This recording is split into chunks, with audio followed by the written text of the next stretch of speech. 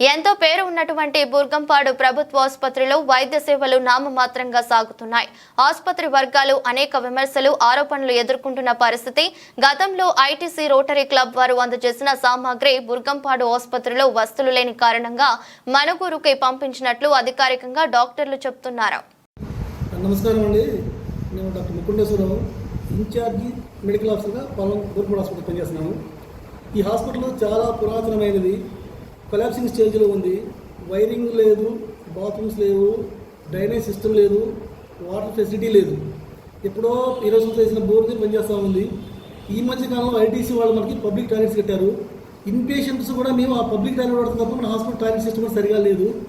మనకి 2,70,00,000 పెట్టి కొత్త హాస్పిటల్ శాంక్షన్ అయింది, టెండరింగ్ అయిపోయింది. అది కన్స్ట్రక్షన్ సిద్ధంగా ఉంది. త్వరలో ఈ 15 రోజుల్లో కన్స్ట్రక్షన్ కూడా మొదలవబోతోంది. ఈ హాస్పిటల్లో ఉన్న ఫెసిలిటీస్ దృష్టిలో పెట్టుకోని దానికి తగ్గట్టుగానే మేము కూడా పేషెంట్స్కి ట్రీట్మెంట్ ఇస్తూ ఉన్నాం.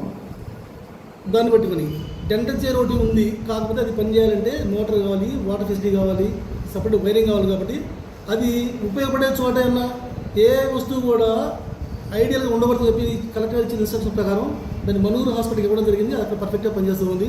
మన హాస్పిటల్ కన్స్ట్రక్షన్ అయిపోయిన తర్వాత మళ్ళీ అదే చైర్ మళ్ళీ మా ఇక్కడ తీసుకోవడానికి మేము ప్రయత్నం చేస్తూ ఉంటాం. ఏదైనా సరే కొత్త బిల్డింగ్ వస్తే తప్ప ఇప్పుడున్న పరిస్థితుల్లో మేజర్ సర్జరీస్ కానీ, మేజర్ ప్రొసీజర్స్ కానీ, మేజర్ ఆపరేషన్స్ కానీ చేయడానికి వీలు పడదు. పోస్ట్ మార్టం రూమ్ కూడా ఎప్పుడో పోస్ట్ మార్టం అది పెచ్చులు ఊడిపోయి గోడలన్నీ పుచ్చిపోయి కూడడానికి సిద్ధంగా ఉంది. కాబట్టి కలెక్టర్ గారి ఆదేశాల ప్రకారం పోస్ట్ మార్టం ఫార్మస్ హాస్పిటల్ కానీ ఇటువైపునేమో Bhadrachalam hospital post mortem conduct చేస్తూ ఉన్నాం. వీటంటే ఒకటే పరిష్కారం. త్వరలో కన్స్ట్రక్షన్ అయిపోయి హాస్పిటల్ వస్తే మాత్రం డాక్టర్స్ ఉన్నాం, స్టాఫ్ ఉన్నారు, అన్నీ ఉన్నాయి. కాకపోతే పరిస్థితులు అనుకూలంగా లేని కారణం వల్ల మేజర్ ప్రొసీజర్స్ ఏమీ చేయటం లేదు. పేషెంట్స్కి ఇబ్బంది లేకుండా మిగతా సర్వీస్ అన్నీ ఇస్తూనే ఉన్నాం, పర్ఫెక్ట్ ఇస్తూ ఉన్నాం, డాక్టర్లు అందుబాటులో ఉన్నాం. This for sir. Thank you. ప్రతిరోజు ఓపీ చూసుకుంటే సుమారు సీజన్లో 200 నుంచి 250 మంది వచ్చేవాడు. దాంట్లో మేల్స్ ఉన్నారు, ఫీమేల్ ఉన్నారు, పీడియాట్రిక్ అన్నీ ఉన్నాయి, ఫెసిలిటీస్ ఉన్నాయి.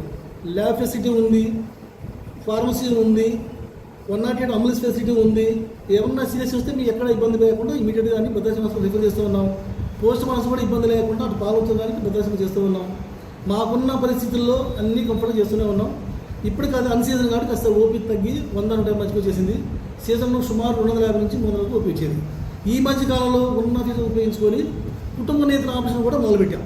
అది కూడా కండక్ట్ చేస్తాను ఇక్కడ ఈ హాస్పిటల్లో. రీసెంట్గా లాస్ట్ మంత్ కండక్ట్ చేస్తూ జరిగింది. ఉన్న బెడ్స్ ఎంత 30 అండి, మేల్ ఫీమేల్ అన్ని కలిపి 30 బెడ్స్ ఉన్నాయి.